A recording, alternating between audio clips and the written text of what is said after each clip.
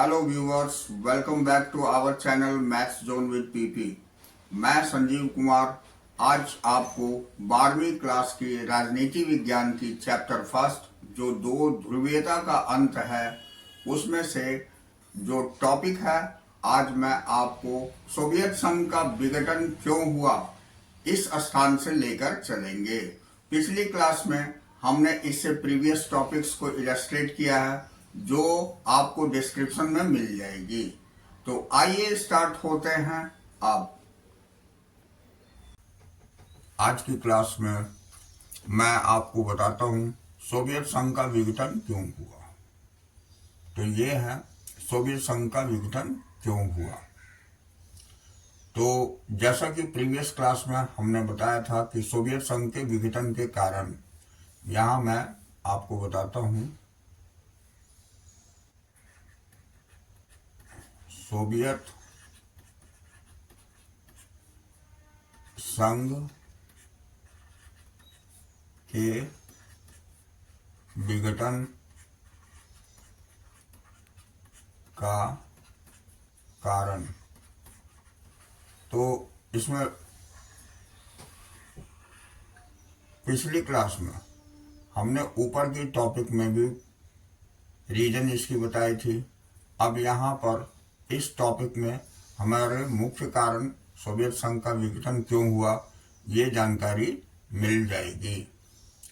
तो देखिए मैं बताता हूँ। तो जहाँ हम देख रहे हैं कि विश्व की दूसरी सबसे बड़ी महाशक्ति अचानक कैसे बिखर गई, तो सिर्फ सोवियत संघ और साम्यवाद के अंत को समझने के लिए ही यह सवाल पूछना जरूरी नहीं।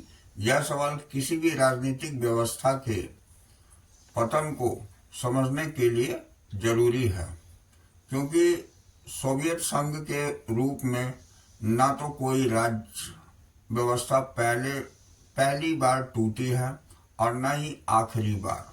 सोवियत संघ के विघटन के कुछ विशेष कारण जरूर हो सकते हैं। ठीक है, तो ये देखिए यहाँ से दिया हुआ है कि सोवियत संघ के विघटन के कुछ विशेष कारण जरूर हो सकते हैं, लेकिन इस मामले से हम एक सर्व सामान्य सबक सीख सकते हैं। इसमें कोई संदेह नहीं कि सोवियत संघ की राजनीतिक आर्थिक संस्थाएं अंदरूनी कमजोरी के कारण लोगों की आकांक्षाएं पूरी नहीं कर सकी। ये सबसे बड़ी बात है कि इसमें कोई संदेह नहीं है कि सोवियत संघ की राजनीतिक आर्थिक संस्थाएं अंदरूनी कमजोरी के कारण लोगों की आकांक्षाओं को पूरा नहीं कर सकी। यही सोवियत संघ के पतन का कारण रहा। ठीक है, अब कई सालों तक अर्थव्यवस्था गतिरुद्ध रही। ये भी बात कि कई सालों तक अर्थव्यवस्था गतिरुद्ध रही और इससे उपभोक्ता वस्तुओं की बड़ी कमी हो गई और सोवियत संघ की आबादी का एक बड़ा हिस्सा, ये जो है सोवियत संघ के आबादी का एक बड़ा हिस्सा और अपनी राज्य व्यवस्था को शक की नजर से देखने लगे, उस पर खुलेआम सवाल खड़े करने शुरू किए। ये एक कारण थी। तो यह व्यवस्था इतनी कमजोर कैसे हुई और अर्थव्यवस्था में गतिरुद्ध क्यों आया, इसका उत्तर काफी हद तक साफ। इस सिलसिले में एक बात एकदम स्पष्ट कि सोवियत संघ ने, यहाँ दिया हुआ है, सोवियत संघ ने अपने संसाधनों का अधिकांश परमाणु हथियार और सैन्य साजों पर लगा। ठीक है, और उसने अपने संसाधन पूर्वी यूरोप के अपने पिछलग्गू देशों के विकास पर भी खर्च किए ताकि वे सोवियत नियंत्रण में बने रहे। इससे सोवियत संघ पर गहरा दबाव बना और सोवियत व्यवस्था इसका सामना नहीं कर पाई, यानी नहीं कर। इसी के साथ एक और बात कि पश्चिमी मुल्कों की तरक्की के बारे में सोवियत संघ के आम नागरिकों की जानकारी बढ़ी। वे अपनी राज्य व्यवस्था और पश्चिमी देशों की राज्य व्यवस्था के बीच मौजूद अंतर भांप सकते थे। सालों से इन लोगों को बताया जा रहा था कि सोवियत राज्य व्यवस्था पश्चिम के पूंजीवादी से बेहतर है, लेकिन सच्चाई यह सोवियत संघ पिछड़ चुका और अपने पिछड़ेपन की पहचान से लोगों को राजनीतिक मनोवैज्ञानिक रूप से धक्का लगा। ये भी एक मुख्य कारण थी। अब देखिए, सोवियत संघ के प्रशासनिक और राजनीतिक रूप से गतिरुद्ध हो चुका था।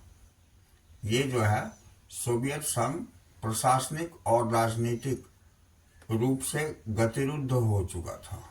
सोवियत संघ पर कम्युनिस्ट ने 70 सालों तक शासन किया और यह पार्टी अब जनता के प्रति जवाबदेह नहीं। ये भी बात है कि सोवियत संघ पर कम्युनिस्ट पार्टी ने 70 सालों तक शासन किया और यह पार्टी अब जनता के प्रति जवाबदेह नहीं रह गई थी।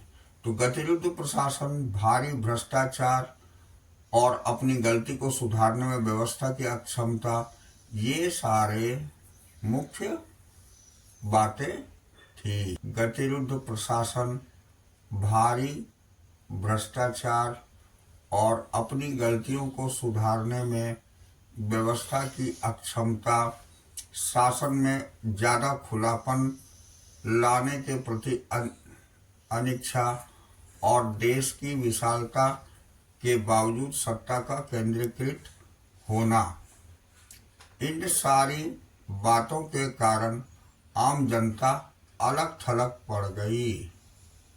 इससे भी बुरी बात यह थी कि पार्टी के अधिकारियों को आम नागरिक से ज़्यादा विशेषाधिकार मिले हुए थे। तो लोग अपने को राज्य व्यवस्था और शासकों से जोड़कर नहीं देख पा रहे थे और सरकार का जनाधार खिसकता चला गया। ये जो है मिखाइल गोर्बाचेव के सुधारों में इन दोनों समस्याओं के समाधान का वायदा था। अब गोर्बाचेव ने अर्थव्यवस्था को सुधारने और पश्चिम की बराबरी पर लाने और पश्चिमी प्रशासनिक ढांचों में ढील देने का वायदा किया। गोर्बाचेव तो रोग का ठीक ठीक निदान कर रहे थे और सुधारों को लागू करने का उनका प्रयास भी ठीक था। ऐसे में आपको आश्चर्य हो सकता है कि फिर सोवियत संघ टूटा। इस बिंदु पर हम बता सकते हैं, इस बिंदु पर आकर उत्तर ज़्यादा विवादित हो जाते हैं। इस स्थिति में हमें आगे के इतिहासकार शायद ज़्यादा बेहतर ढंग से समझा पाए।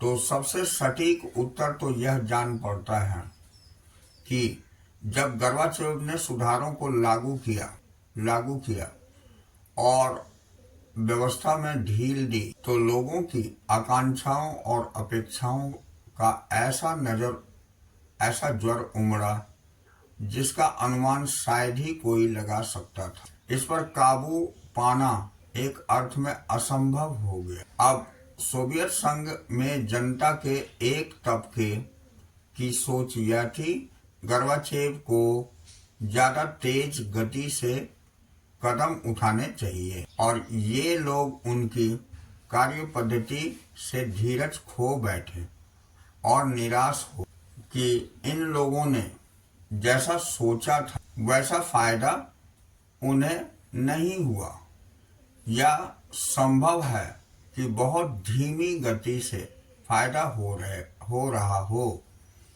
तो जनता के एक हिस्से, खासकर कम्युनिस्ट पार्टी के सदस्य और वे लोग जो सोवियत व्यवस्था के फायदे में थे, के विचार ठीक इनके विपरीत थे। इनका कहना था कि हमारी सत्ता और विशेषाधिकार अब कम हो रहे हैं और गोर्बाचेव बहुत जल्दी दिखा रहे हैं कि इस खींचातान में गोर्बाचेव का समर्थन हर तरफ से जाता रहा और जनमत आपस में बंट गया। तो जो लोग उनके साथ थे उनका भी मोह भंग हुआ। ऐसे लोगों ने सोचा कि गोर्बाचेव खुद अपनी ही नीतियों का ठीक तरह से बचाव नहीं कर पा रहे हैं। इन सारी बातों के बावजूद संभवतः सोवियत संघ का विघटन न होता। इन सारी बातों के बावजूद संभवतः सोवियत संघ का विघटन न हो, लेकिन एक घटना ने अधिकांश पर्यवेक्षकों को चौंकाया और सोवियत व्यवस्था के अंदर के लोग भी इससे दंग रह। यह घटना थी राष्ट्रवाद भावनाओं और संप्रभुता की इच्छा के उभार। रूस और बाल्टिक गणराज्य जिसमें एस्टोनिया, लताविया और लिथुआनिया और यूक्रेन और जॉर्जिया जैसे सोवियत संघ के विभिन्न गणराज्य इस उभार में शामिल थे। अब राष्ट्रीयता और संप्रभुता भावों का उभार सोवियत संघ के विघटन का अंतिम और सर्वाधिक तत्कालिक कारण सिद्ध हुआ। तो ये आप सोवियत संघ के विघटन के बारे में लिख सकते हैं कि सोवियत संघ के विघटन का क्या कारण था। इस मसले पर अलग अलग राय, तो इसमें राय भी हम देख लेते हैं कि लोग इस मसले को किस किस विचार से। तो एक विचार तो यह है कि राष्ट्रीयता की भावना और तड़प सोवियत संघ के समूचे इतिहास में कहीं न कहीं जारी थी और चाहे सुधार होते या ना होते सोवियत संघ में अंदरूनी संघर्ष होना ही था। ठीक है। अब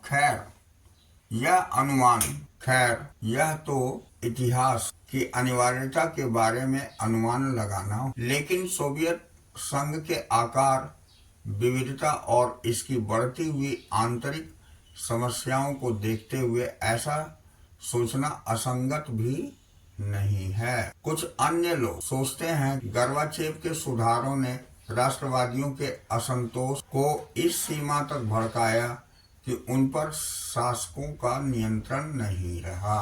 विडंबना यह है कि शीत युद्ध के दौरान बहुत से लोग सोचते थे कि सोवियत संघ के मध्य एशियाई गणराज्यों में राष्ट्रवादी आकांक्षाओं का उभार सबसे दमदार होगा, क्योंकि ये गणराज्य रूस से धार्मिक और नस्ली लिहाज से अलग और आर्थिक रूप से पिछड़े हुए थे। लेकिन हुआ यह कि सोवियत संघ के प्रति राष्ट्रवादी असंतोष यूरोपीय और अपेक्षाकृत समृद्धि गणराज्यों जैसे मैं दिखाता हूँ, जैसे ये रूस, यूक्रेन, जॉर्जिया और बाल्टिक क्षेत्र में सबसे प्रबल नहीं। अब यहाँ के लोग अपने को मध्य एशियाई गणराज्यों से लोगों से अलग थलग महसूस कर रहे थे। इसका आपस में भी अलगाव था। इन गणराज्यों के लोगों में यह भाव घर कर गया कि ज्यादा पिछड़े इलाकों को सोवियत संघ में शामिल रखने की उन्हें भारी कीमत चुकानी पड़ रही है।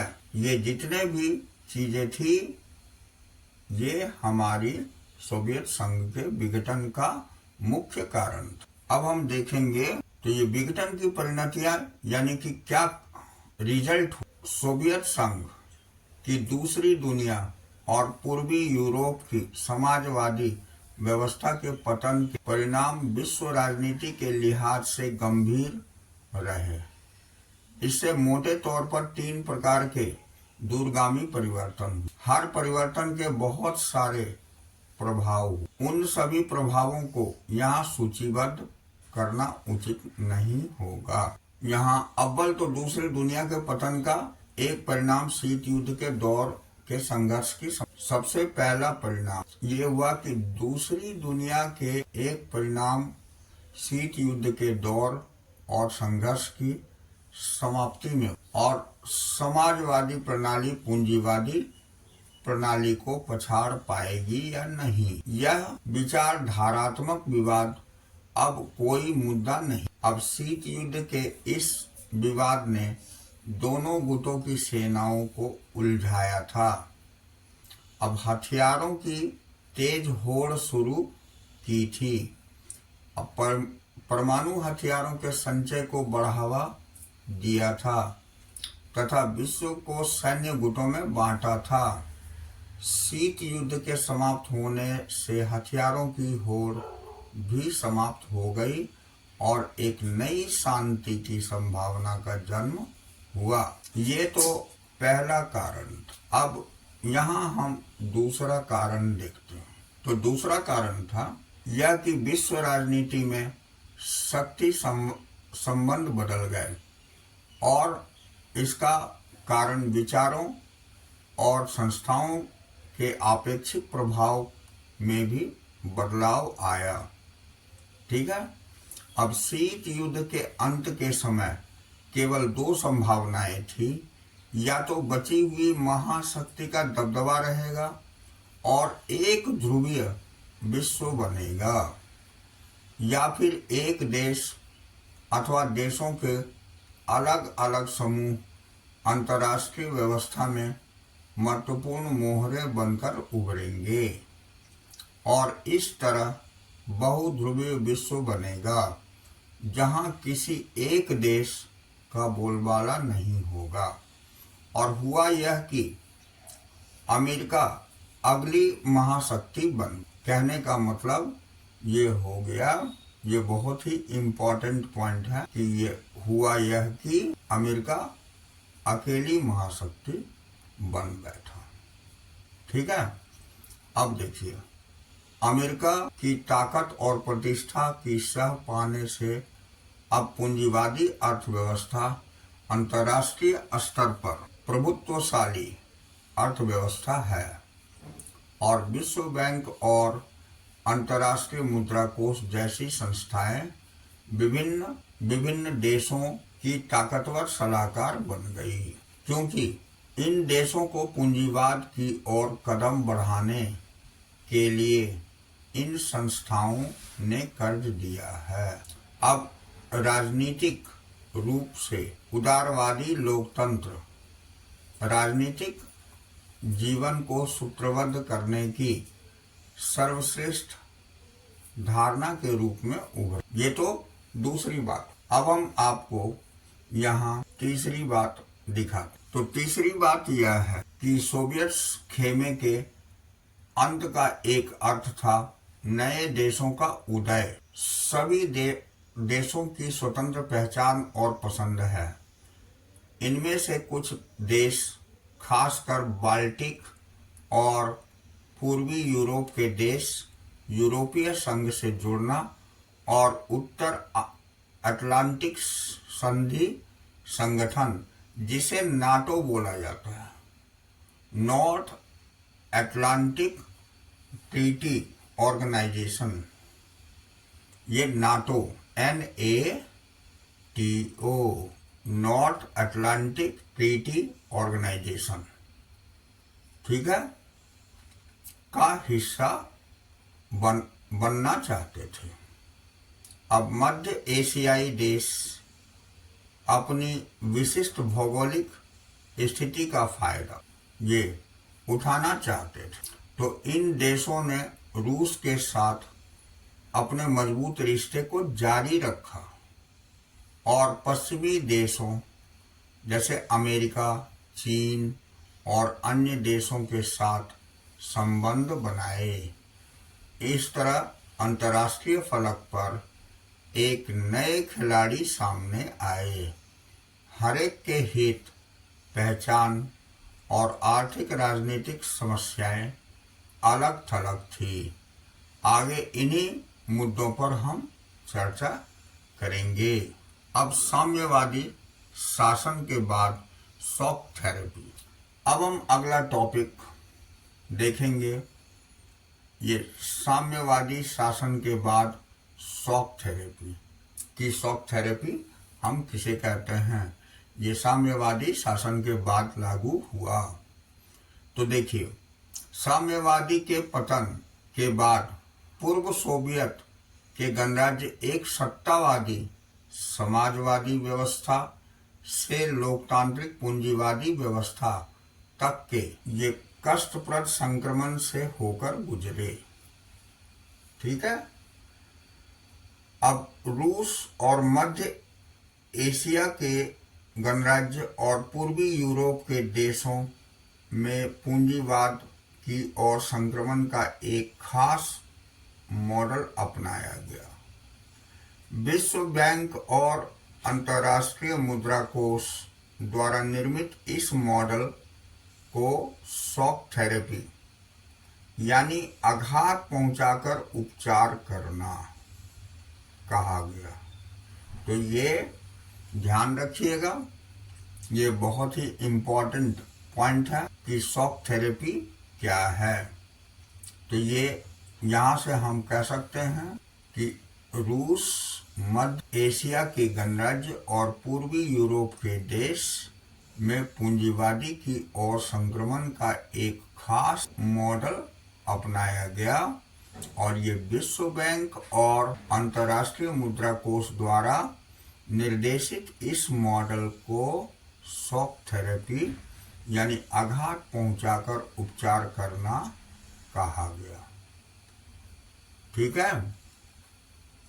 अब देखिए, अब हम आते हैं आगे।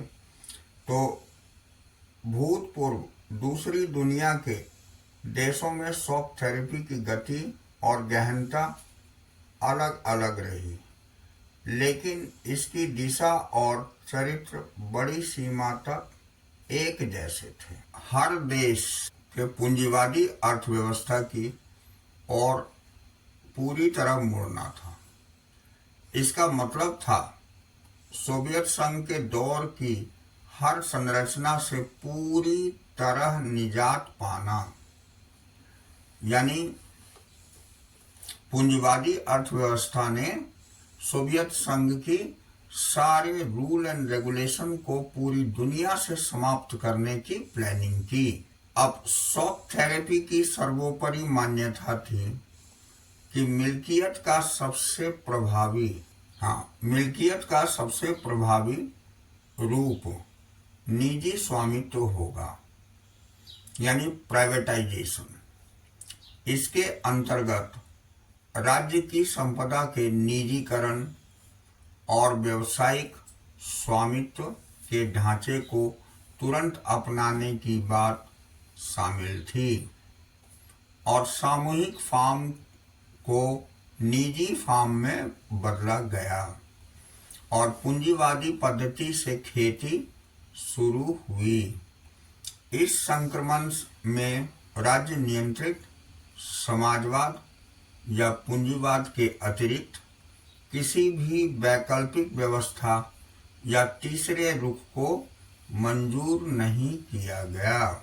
अब देखिए, शॉक थेरेपी में इन अर्थव्यवस्था के बाहरी व्यवस्था के प्रति रुझान बुनियादी तौर पर बदल गए।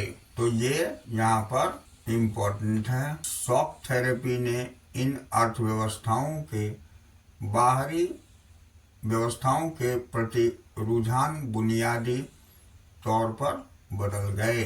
अब माना जाने लगा कि ज्यादा से ज्यादा व्यापार करने की विकास, यानी अब माना जाने लगा कि ज्यादा से ज्यादा व्यापार करके ही विकास किया जा सकता है। इस कारण मुक्त व्यापार को पूर्ण रूप से अपनाना जरूरी माना गया। अब पूंजीवादी व्यवस्था को अपनाने के लिए वित्तीय खुलापन, मुद्राओं की आपसी परिवर्तनीयता और मुक्त व्यापार की नीति ये महत्वपूर्ण मानी। अंततः इन संक्रमण में सोवियत खेमे के देश के बीच मौजूद व्यापारिक गठबंधन, तो अंततः इस संक्रमण में सोवियत खेमे के देशों के बीच मौजूद व्यापारिक गठबंधन को समाप्त कर दिया गया। अब खेमे में प्रत्येक देश को एक दूसरे से जोड़ने की जगह सीधे पश्चिमी मुल्कों से जोड़ा गया। इस तरह धीरे धीरे इन देशों को पश्चिमी अर्थतंत्र में समाहित किया गया और पश्चिमी दुनिया के पूंजीवादी देश अब नेता की भूमिका निभाते हुए अपनी विभिन्न एजेंसियों और संगठनों के सहारे इस खेमे के देशों में विकास का मार्गदर्शन और नियंत्रण करेंगे। तो यहाँ से देखिए, ये इस तरह धीरे धीरे इन देशों को पश्चिमी अर्थव्यवस्था में समाहित किया गया और पश्चिमी दुनिया के पूंजीवादी देश अब नेता की भूमिका निभाते हुए अपनी विभिन्न एजेंसियों और संगठनों के सहारे इन खेमे के देशों के विकास का मार्गदर्शन और नियंत्रण करेंगे। तो इस तरह हम आज आपको इस टॉपिक तक लेकर आए। अब अगली टॉपिक हम शॉक थेरेपी के परिणाम, ये टॉपिक हम आपको अगली क्लास में बताते हैं। तो that's all this class. We will meet again on the next class.